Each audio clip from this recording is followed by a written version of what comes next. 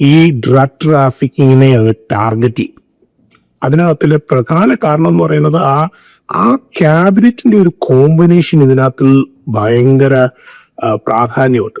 പ്രത്യേകിച്ച് ഇപ്പൊ കഴിഞ്ഞ ദിവസം Pete Hegseth, secretary of war Pete Hegseth ഒരു ഇന്റർവ്യൂവിൽ പറഞ്ഞു, എനിക്ക് ഈ ഒരു അവസരത്തിൽ വെനസ്വേലൻ പ്രസിഡന്റ് ആയിരിക്കുന്നതിനെ കുറിച്ച് ചിന്തിക്കാൻ പറ്റത്തില്ല. കാരണം ഹി സെഡ് എന്തും ചെയ്യും, ഈ ട്രാഫിക്കിംഗ് സ്റ്റോപ്പ് ചെയ്യാനായിട്ട് US വിൽ ഡു എനിത്തിങ്.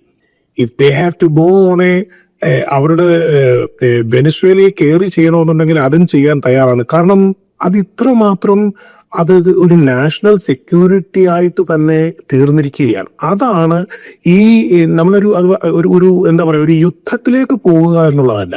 പക്ഷെ ഈ ഡ്രഗ് ട്രാഫിക്കിംഗ്, ഈ നാർക്കോ ടെററിസം സ്റ്റോപ്പ് ചെയ്യാനായിട്ട് ഏത് എക്സ്റ്റെന്റിൽ പോകണമോ ഇന്ന് വരെ ഒരു അഡ്മിനിസ്ട്രേഷൻ എടുത്തിട്ടില്ലാത്ത നിലയിലുള്ള ഒരു ധൈര്യവും അതിനുള്ള ഒരു എഫോർട്ടും ഈ അഡ്മിനിസ്ട്രേഷൻ എടുക്കുന്നുണ്ട് എന്നുള്ളത് ഒരു യാഥാർത്ഥ്യമാണ്.